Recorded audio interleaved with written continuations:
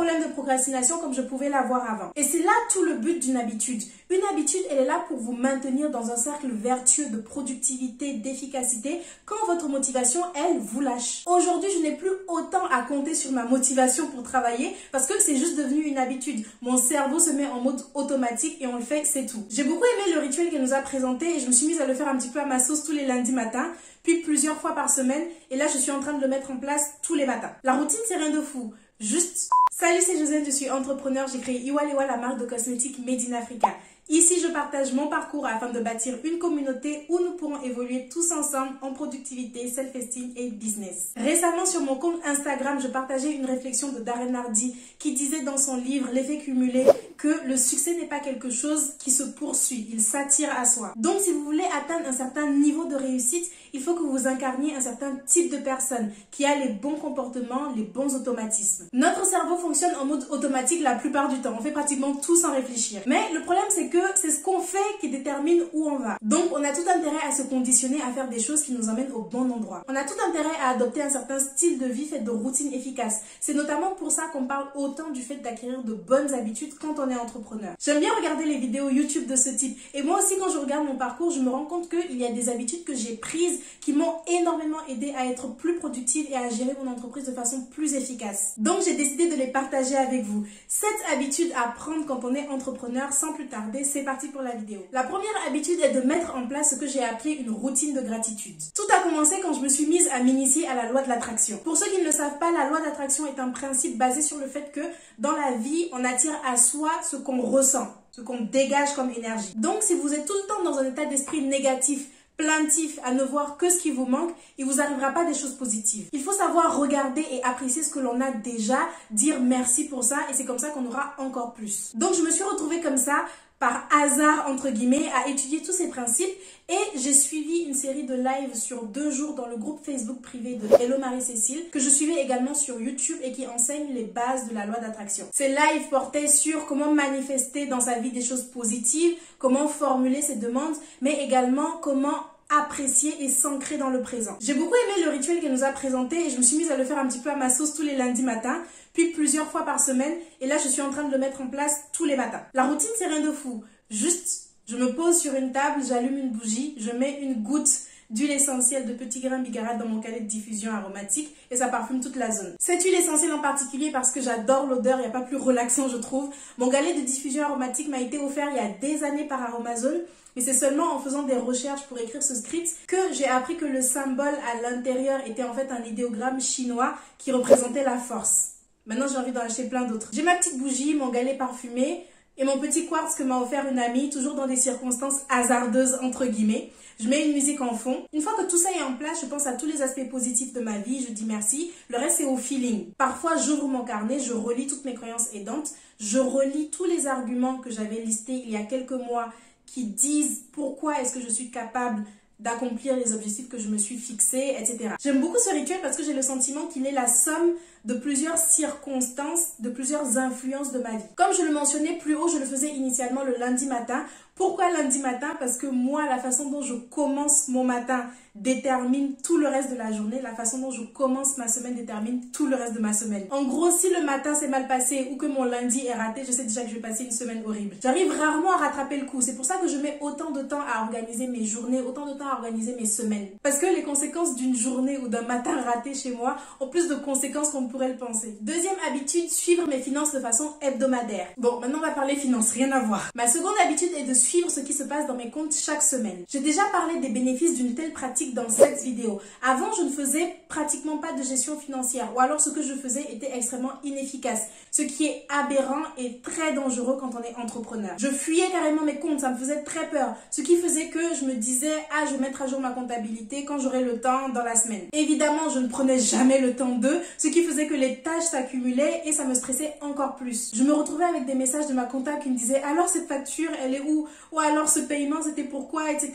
Donc elle-même, à la fin, je la fuyais. Tout a changé pour moi quand j'ai accepté de me faire aider et que j'ai pris une coach en gestion financière qui m'a suivie pendant 6 mois. Elle m'a enseigné toutes les clés d'une bonne organisation financière et m'a laissé avec des outils que je dois mettre à jour, mais qui me permettent de savoir exactement où j'en suis, autant dans mes comptes que dans la gestion de mes stocks. Parce que quand on fait de la cosmétique, ça aussi c'est une autre histoire. Il faut faut suivre ses stocks. Et quand on est mal équipé ou qu'on manque de rigueur, ça peut être très compliqué. Troisième habitude que j'ai prise, me définir des jours obligatoires. Encore une fois, j'ai déjà parlé de cette technique que j'implémente maintenant depuis plusieurs mois dans cette vidéo. Et sans exagération aucune, elle me change vraiment la vie en termes de productivité et d'organisation. Il s'agit en fait de bloquer à l'avance des jours de la semaine pour accomplir certaines tâches. Ces tâches étant cruciales pour faire avancer mon activité et devant être réalisées de façon régulière. J'ai ainsi 4 jours obligatoires. Le lundi matin, je mets à jour ma comptabilité justement. Je consulte mes finances, mais je fais également des bilans de stratégie de façon générale. Souvent, c'est le lundi en fin de matinée ou en début d'après-midi que j'ai un rendez-vous, j'ai un point avec mon labo partenaire. Le mercredi, j'écris mes scripts pour YouTube. Le jeudi, je filme au moins 2 vidéos YouTube. Le dimanche, je fais mes bilans. Quand je dis jour obligatoire, ce n'est pas que je reste toute la journée sur une certaine tâche. Selon de quoi il s'agit, ce qu'il y a à faire, ça me prend 1 heure, 2 heures ou toute la matinée. Ce qui me prend vraiment le plus de temps dans tout ce que j'ai cité, c'est la rédaction de scripts. Ça, je peux passer toute la journée à faire ça parce que j'écris des scripts à la chaîne. Mis à part cela, j'ai en général le reste de la journée, le reste des jours de la semaine pour faire tout ce que j'ai à faire d'autre. Mais au moins, comme ma semaine est prédéfinie à l'avance, que je ne cale pas mes rendez-vous ou mes tâches à accomplir n'importe comment dans mon agenda, je sais que peu importe ce qui s'est passé, à la fin, ce qui était important à réaliser a été réalisé. Ça m'aide d'autant plus que ce sont des tâches qui me requièrent habituellement beaucoup de motivation et sur lesquelles je procrastinais beaucoup avant. Comme je le disais en point précédent, parfois je restais des semaines sans toucher un prévisionnel de trésorerie par exemple. J'avais pas envie, j'étais pas motivée. Aujourd'hui, je n'ai plus autant à compter sur ma motivation pour travailler parce que c'est juste devenu une habitude. Mon cerveau se met en mode automatique et on le fait, c'est tout. C'est lundi matin, petite routine de gratitude, mise à jour de la comptabilité, du niveau de stock. En début d'après-midi, souvent réunion avec le labo. C'est comme ça et puis voilà, c'est tout, il n'y a pas à réfléchir. Plus de problème de procrastination comme je pouvais l'avoir avant. Et c'est là tout le but d'une habitude. Une habitude, elle est là pour vous maintenir dans un cercle vertueux de productivité, d'efficacité quand votre motivation, elle, vous lâche. Parce qu'elle va vous lâcher. Ce n'est pas possible d'avoir envie de travailler tout le temps, d'être super heureux de ce que vous faites tout le temps. Il y a des jours, on n'a pas envie, mais il faut faire ce qu'il y a à faire parce qu'il n'y a personne d'autre pour. Donc quand on est entrepreneur, les bonnes habitudes, les routines qui nourrissent, la rigueur, la discipline, c'est super important. Quatrième habitude, faire des bilans hebdomadaires. Je peux plus terminer ma semaine sans savoir exactement qu'est-ce que j'ai fait et qu'est-ce que je vais faire la semaine suivante. Dans plusieurs vidéos, je vous ai dit que mon gros défaut avant, l'un de mes plus gros défauts, c'était le manque de suivi de mes objectifs. J'avais donc pour intention de m'améliorer sur ce point. Chaque début d'année, je définissais de beaux objectifs très clairs, très précis. Je mettais dans mon planeur et à la fin, je rangeais le carnet dans un tiroir et j'y revenais plus jamais. Ce qui fait que je les oubliais. J'oubliais pourquoi est-ce qu'une telle stratégie avait été mise en place au début ou bien j'oubliais même la stratégie qui avait été mise en place au début. Et je me mettais à poser des actions qui n'étaient absolument pas en cohérence avec ce que je voulais obtenir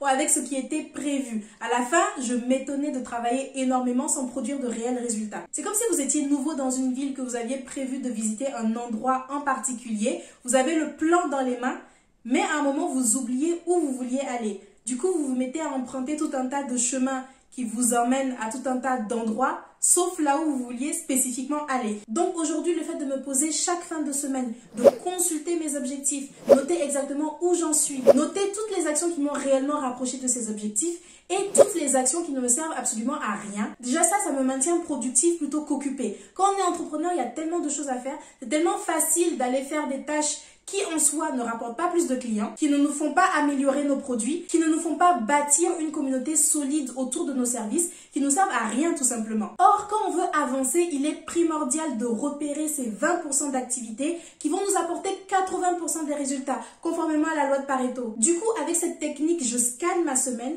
et j'identifie clairement ces tâches que je dois reporter ou même complètement annuler. Par exemple, j'ai arrêté de passer des heures à programmer des posts rigoureusement quotidiens sur mon compte Instagram personnel. Je reste régulière, mais ce n'est pas vraiment nécessaire d'en faire autant que je le faisais, alors que j'ai déjà une chaîne YouTube qui peut alimenter ces réseaux. De cette décision, je tire beaucoup moins de pression et le temps que j'en dégage, je le prends pour affiner mon contenu pour YouTube ou depuis que j'accompagne des porteurs de projets, je le prends pour affiner mon programme. Cinquième habitude, me mettre en mode sans distraction quand je travaille. Avant, je perdais tellement de temps sur les réseaux sociaux à répondre aux messages, aux commentaires.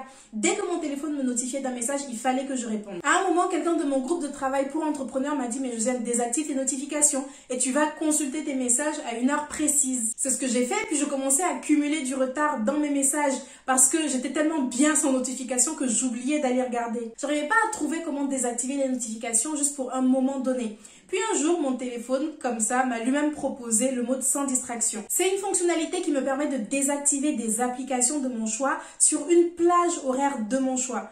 Et ça change la vie. De 9h à midi et demi, non seulement je ne reçois pas de notifications de Facebook, Instagram, Gmail, tout ça, mais en plus je peux pas y aller. C'est désactivé sur mon téléphone. Donc même si j'ai envie d'aller traîner sur les réseaux sociaux plutôt que de travailler, je peux pas. Une application peut être réactivée en cas d'urgence, mais seulement pour 5 minutes.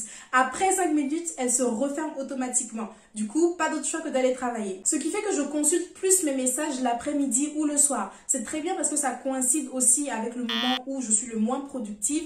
Donc, je peux faire des tâches qui requièrent moins d'attention. Cette habitude vient aussi avec le fait de ne pas consulter mes emails n'importe comment dans la journée ou alors de mettre mon téléphone derrière mon ordinateur et en silencieux quand je travaille pour ne même pas être tentée. 6e habitude, consommer plus de contenu inspirant. Je suis de plus en plus des chaînes YouTube d'autres entrepreneurs sur la finance, la gestion des réseaux sociaux, le mindset. Je préfère les images, donc je vais regarder la version filmée des podcasts, ce qui en soi est totalement inutile parce qu'en général, je fais autre chose en même temps que je suis en train de suivre. Mais bon. Avant, quand je faisais la cuisine, je mettais une musique en fond. Maintenant, c'est au feeling. Parfois, je mets de la musique. Parfois, je mets un podcast filmé du coup d'un entrepreneur qui raconte son parcours, ses échecs. Je trouve ça super inspirant. J'aime bien consommer ce type de contenu dimanche soir également pour me mettre dans un bon mood pour démarrer la semaine. Parce que souvenez-vous, pour moi, lundi raté égale semaine ratée. Donc, je me prépare à fond. Je regarde aussi des vidéos home tour où les gens montrent leur maison. Ma vidéo home tour ultime, celle que j'ai regardée une dizaine de fois facile, c'est celle de Nicole Scherzinger dans Architectural Design. Je l'ai regardée encore dimanche passé. Vous allez voir qu'en consommant du contenu qui vous inspire,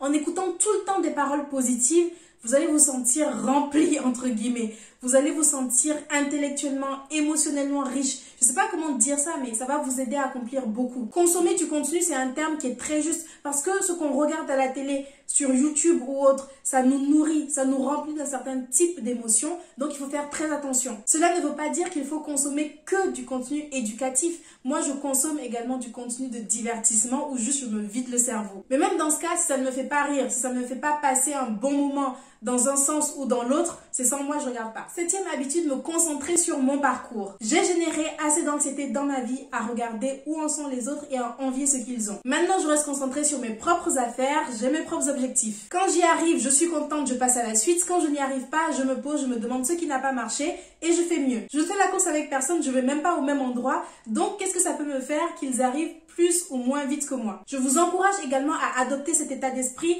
et à reprendre le contrôle de votre propre vie sans penser à ce que font les autres. Ne perdez pas de temps à envier sans raison ou à vous remettre en question juste parce que votre parcours semble différent de celui de quelqu'un d'autre. Votre parcours est censé être différent parce que vous êtes différent, c'est normal. Si vous ne savez pas comment penser ainsi, consultez la vidéo qui vous est suggérée à l'écran. Je vous remercie d'avoir regardé cette vidéo, j'espère qu'elle vous sera utile. Abonnez-vous pour ne pas manquer d'autres contenus de ce type, je poste tous les mercredis et les dimanches. Alors à dans quelques jours, ciao!